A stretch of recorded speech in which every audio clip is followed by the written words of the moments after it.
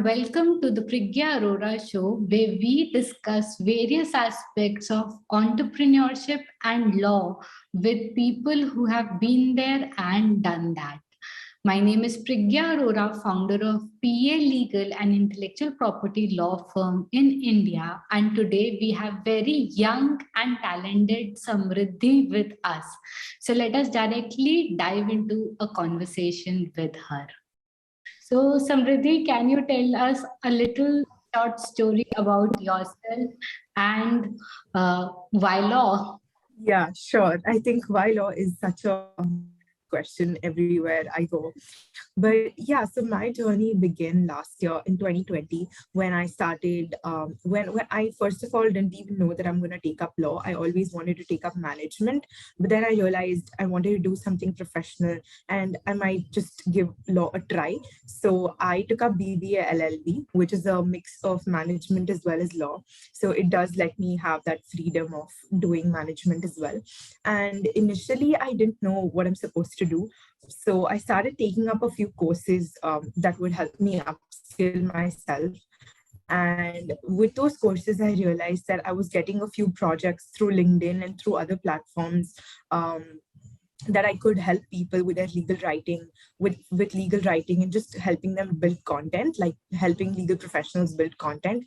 And I am here today. I'm helping a lot of law firms, lawyers and legal professionals, India and in the US, the UK, help them with their content initiatives or just help them ghostwrite a bunch of content because I think content has really become a very important medium of how we communicate and how people get known by other people. So I think that's happened, and I'm just grateful that I'm here and I've had this small experience of 1 year with me, and I feel that's pretty much about me initially, and I've just moved to my second year. So yeah. So, Samriddhi, you're just in your second year, and I'm, at your age, probably I didn't know what to do. I was into engineering, and then I switched my career to law. So, I'm just thinking, what motivates you? Who is your inspiration? How did you get into, writing and starting your own journey so young? Yeah, definitely. So I feel that I never had a strategy initially because I just stepped into the unknown. I really didn't know what I was doing. So I think LinkedIn has played a really huge part in where I am today. But I never had any particular strategy when it came to LinkedIn or, you know, posting content or getting leads or anything like that. Now I do have one, but previously I didn't know, LinkedIn could give me so many benefits and I could have a plan and things like that. And honestly, even I don't know what I might end up doing because I'm just trying to experiment different things. Because I was told once by someone in the profession that keep experimenting because that's the only way you will realize what you like. So I think I'm just doing that. And with respect to my with respect to legal writing and LinkedIn, how I got here, I think I feel like it's luck and a little bit of hard work that just got me here. So yeah, that's been that's the part of LinkedIn and getting into legal writing so early on. Beautiful, Samriddhi. You have just shared a very good, probably key takeaway, which I think all young legal entrepreneurs should know, that it's only after experimenting we know what we want to do in life. Unless we experiment, we would never know. Like I always say, if I don't study history, I don't know whether I like history or not. If I don't study Right. mathematics, I don't know whether I love mathematics or I'll hate mathematics. So entrepreneurship is also like that. Unless we experiment and do something, we wouldn't know that whether we really like it or not. So beautiful. Thank you so much Yeah, for. absolutely. Yeah, absolutely. Yeah. So Samriddhi, what is your favorite part of legal content writing? Okay, I think that's such an interesting question because I've never given it a thought actually. But I would say my favorite type of writing would not be something that's very technical or that's very analytical. I mean, I feel something. I mean, I don't mind analytical pieces, but I feel something that I really like is simplifying things. So anything which is simple, conveys the point, is fun and interesting, is something I really like creating or writing, because I also create a digestible design. So I basically create like designs that represent different types of contracts, so that it's easier to understand contracts, because there's so much legalese already. We need someone to simplify it. And I was someone who really felt that we have too much of there's too much there are too many words in a contract, and there are too many there's just too much legal stuff that people, that non-lawyers or business people are not able to understand. And I think the main reason why lawyers exist, or is to simplify the law to the people in the community, to help them understand their rights and help them understand, make their business compliant and things like that.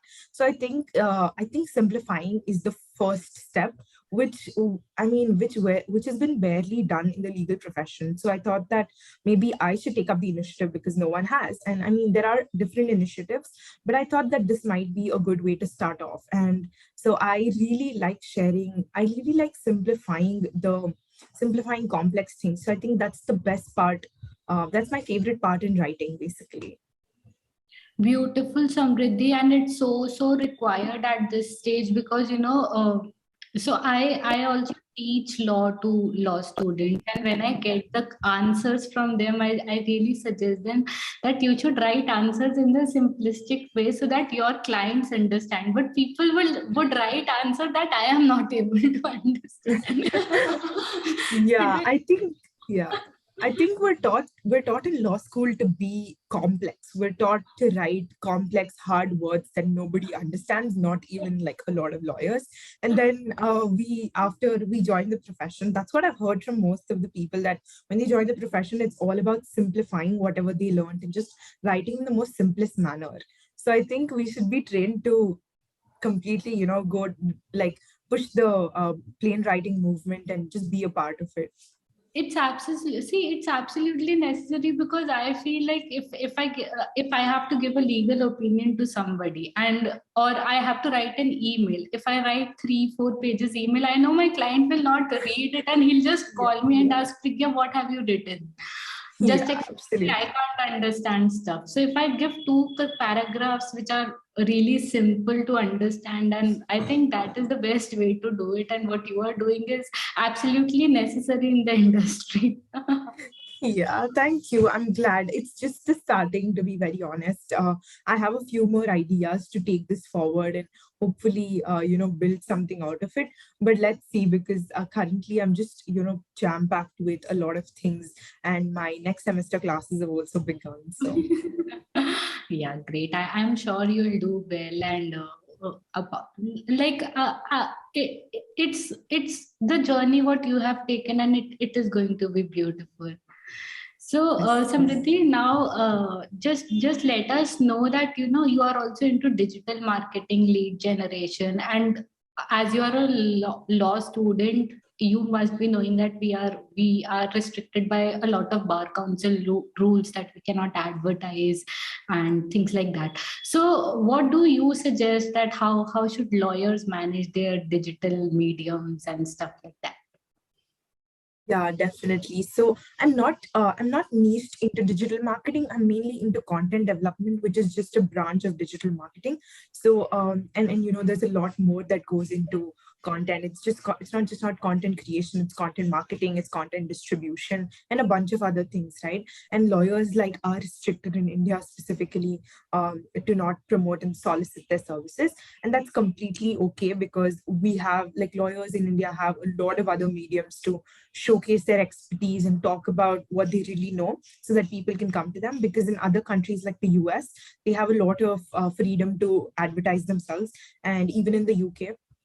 But when it comes to India, I think what lawyers can do is just create really good quality content. Because what I see is that now lawyers and law firms are starting to create more and more content, but there's no quality in that. Like, there's very little quality, because I feel that most of it is plagiarized from the internet itself, because everyone is just trying to win the SEO game. So when you look at SEO, search engine optimization, it's just that they're trying to, so search engine optimization basically helps you rank on Google. So when a lot of lawyers are trying to use similar words and similar phrases and just put stuff, all of that in an article, it's not really having that kind of quality, or it's not really giving clients or people who are going to read that proper value, right? And we're always looking towards value. So I think now there has to be a shift from just creating content to creating quality content, because I think that is what will help lawyers stand out. And creating content should be something that should not stress lawyers out, because it's just simple. You just need a content strategy in place to figure out who is your target audience. And there are a bunch of questions that you should ask, like who is your target audience, what kind of people do you want to attract, what is your goal with creating content, which are the platforms that you want to create content on. And then you have to have a strategy. And then it's not just about producing new content every day, because that's not possible, right? So even while we are recording this, so you're going to be putting up this as a podcast, right? But you can also repurpose it in terms of putting clips on different platforms, so that the content keeps going. So it's repurposing content. So I think lawyers should also learn that. And lawyers just need to take out probably 2 hours a week to figure this out. And if they can't figure this out, they should just consult different people who are into this field, right? And who really help lawyers. And now there are a lot of students, a lot of professionals who are trying to help law firms and lawyers. So I think they should just consult them if they really don't have the time, because what I do is I help busy legal professionals figure out content, right? So yeah. Perfect, Samriddhi. I love the way you discussed repurposing, because I think it is very, very important. And not only in, people who are typically lawyers, but people who are engaged with law and some other industry. For example, legal digital marketing. There are a lot of companies that are coming up with this business model. Yes. There are companies which are into video marketing for lawyers and Yes. things like that. So for everybody, this repurposing strategy really works. For example, a simple blog article can be converted into video, a small video, or a Instagram reel or something like that. So I think you explained it so beautifully that every lawyer should now focus on repurposing content and create content for themselves. Right, because I think the first step is creating quality content, because once you've created quality content, you have the freedom to repurpose it in as many channels as you want and in as many ways. Like, for example, like you just said, you can convert an article to a video. The same way you can just convert a webinar that you're conducting into, articles, so that people who don't want to watch a very long video can just read a small snippet of the article. That's what I also help legal professionals with. They might have their videos, they might have webinars that they've conducted. So I just help them repurpose all of that into a crisp, short article, so that some people like reading, some people like watching video. So, you're trying to cater to a large audience, as well as, you're trying to cover all places where your clients are, basically. Yeah, basically that is the most important thing, that we are generating content for the right audience. If the audience is not right, then probably our content will not reach to the right person, and the motive gets failed. Yes, absolutely. Yeah. So Samriddhi, through your profile, I got to know that you work in the domain of personal growth and development a lot, and you also like this area. So can you tell us some insights that you have learned in this area, and what is your journey in the area of personal growth? Yeah, surely. So, I'll start from the starting, in the sense that in 2020, when we had the lockdown and all of that, and like I just completed my 12th grade, and I was really not, I felt not good in life, because I felt that I needed something to push myself, to motivate myself. And I felt that when I thought of choosing management, that didn't really motivate me. So I think when I took up law, that gave me that push and that ambition to pursue a lot of things. So and in 2020 is when I really started focusing on myself in my personal growth and all of that. So I started watching a lot of YouTube videos, a lot of movies that were focused on just being happy and just growing yourself as a person. So I really like content like that, and I started watching a lot more productivity content. I started reading books that were aligned. I started following people who were into this niche, and I don't know, I just magically got an opportunity to write for a US based podcast, which is a mental health well-being podcast, where I was supposed to write a few scripts for them. And I worked with them for more than 5 to 6 months. And I wrote scripts for them in the well-being in the personal development industry. And I think I learned more about myself while doing that. And it was my first ever client opportunity. And that's where my freelancing journey actually started. So I think that was a great experience, and that did help me understand myself better.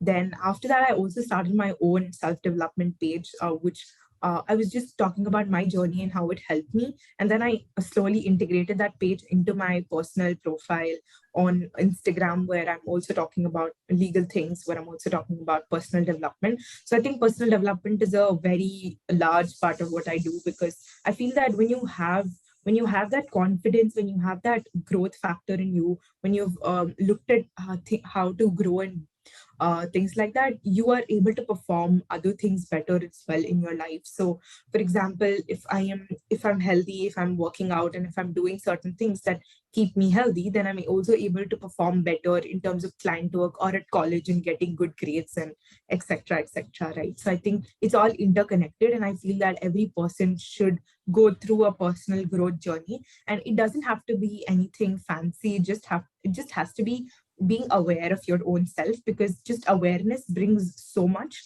that you can figure out a lot of things in life, and you can just have a lot more clarity on things, because awareness helped me bring that clarity. And I think with that clarity, I went on being a lot more curious. So I think there's one more aspect of personal growth, which is curiosity. So because if you are curious about anything, you will just not sit back and watch the show. You will be a part of the show. You will you will take initiative. You will try to network. You will try to talk to different people. And I think I want to be a part of the show, and I want to really, because I am a really curious person. I just want to know a lot about a lot of different things, not just law, but a lot of other things. So I think being curious and being aware is the essence of personal growth. Absolutely, Samriddhi. I resonate with this so much. I also had some personal growth journey, and one thing that we practiced there was being curiously engaged in the conversations we do. So, for example, we are having this conversation here. I could be the one who is not probably not listening to what you are saying, but I would not rather be the person who better listen to and ask questions from you. So not in just the podcast, but in every conversations, and it's important because we as lawyers have to be with clients all the time, with judges with all the time, and a lot of people. So being curiously engaged is something which is absolutely important. So thank you so much again for sharing this key point for everybody. And now I'll again ask you a question, because I got curious to know that who are these people that you followed in your initial stage, and what are your favorite books? Oh, okay, that's amazing. So, sure, I would love to talk about this. I really like talking about personal growth and development. So, a few people that I followed were Gaur Gopal Das, Sadhguru. Then I was also following. I'm not very sure I remember all of these names, but there was Mel Robbins. There was Jay Shetty. There was Tom Bellew. They're all based in the US, but and there were a few Indian creators like Ranveer Allahabadia, and I think they really pumped me to be who I am today, because with all of their content, I think I just summarized all their insights and tried to really implement what they were saying. Not 100% implementation, but I think at least a little bit, so that itself helped me, a lot in my journey. And my favorite books would definitely be, I think I would say, How to Win Friends and Influence People. I think that's a really, really good book. And the recent book that I read last year was The Courage to Be Disliked. And I think that book really changed a lot of my perspective, because that book is just amazing. Like, it has a lot of insights. There's been a lot of controversy on the book, but for the part of the insights and the part of the philosophical things that it talks about, it's a really good book. And when it comes to a little bit of the money side, but it's a book called Psychology of Money. And I think I really like that book because it digs into what we think about money. So yeah, definitely that. And I think one more person that I'm remembering now who inspires me till today, and his book just came out, was Ankar Variku. He's amazing. He just puts out a lot of great content that helps college students, people, just generally in their careers. So I think he's just amazing. So he's one of my biggest inspirations for now, at least. Great, absolutely amazing. Thank you so much. I'm sure people will now follow these people and they'll also read the books. And I want everybody to do that because, it's such an important aspect. Reading books has personally changed my life, and I am here because of probably because I started reading and started knowing myself better, as you said. So it's such an important thing to follow right people and basically consume right content, because we are also content consumers throughout the day. We are in front of our screens, so following right content for us is also important. So thank you so much for sharing that. And Samriddhi, would you like to share what courses you did, or which is probably one important course which changed your life? Okay, I think that's quite interesting.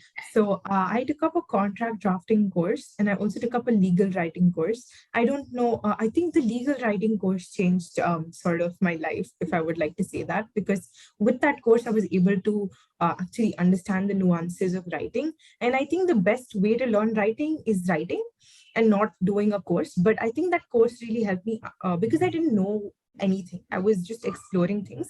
So I think for someone who doesn't really know anything, taking up a course in writing or things like that, it can be a free course, it can be a paid course, it can just be watching YouTube videos, it can be anything. But just having a little bit of guidance before you start is better. And just talking to people who've already done it, like for example, someone who's just who wants to get into legal writing and doesn't know, can approach me or can approach any other people who are more experienced legal writing industry for years and decades, so they can approach them. So I think that's a very great way of understanding and how to begin. So I think the legal writing course really did change my life, because that's the core part of what I do today. Perfect, perfect, perfect. And now, Samriddhi, to conclude, just some key takeaways for your fellow lawyers or lawyers in making. And you're so young. I'm so inspired by the work you do Thank and you. everything. So I'm sure it's so much to learn from you. So, any key takeaways that you want to give your fellow law students and lawyers and people like me also?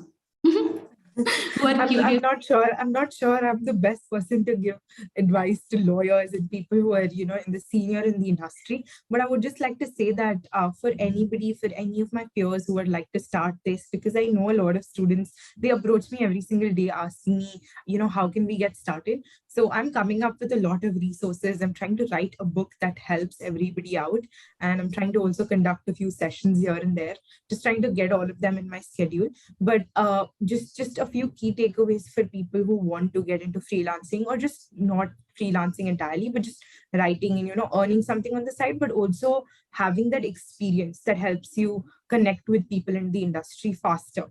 So I think just three key takeaways. I would say that first is be curious, because being curious is brought me here to this interview today, because I would have, you would have probably not discovered me if, if I wasn't curious, if I hadn't taken the action steps that I was supposed to take to be where I am today, right? And curiosity. So I think curiosity fuels you to take some sort of an action to search for more knowledge, understand more about different things happening around the world, or whatever, like whatever you want to do, if you're curious, you'll have more ideas as well. So I think curiosity also boosts creativity. And the second thing is, when you're watching a video, when you're listening to somebody, when you're reading a book, always take some sort of notes, or just have some action points. Because, and I think the second point is action, because action is the only thing that will lead you where you are, not just thinking about it, right? Because I know a lot of people who are just like, yes, we want to do this, we want to do this, we don't know where to start. But the thing is, you have to start, right? So I think it's very simple, but it's not easy. Not a lot of people get the simplicity of it, because you just have to take action. Because when you take action, you will get a result. Either you will fail or succeed, or you'll just be in somewhere in the middle. And with that input, you can just move forward and take more action. So I think curiosity, action, and then the third thing would always be upskilling and growth. Because once you've learned, don't think that you know everything, because nobody knows everything. I think a lot of people in the legal industry, I'm not generalizing, but we feel that we know a lot of law and the jargon. um, so we tend to think that we know everything, but honestly the answer for everything is it depends in this industry. So I think we often don't really know how much we think we know.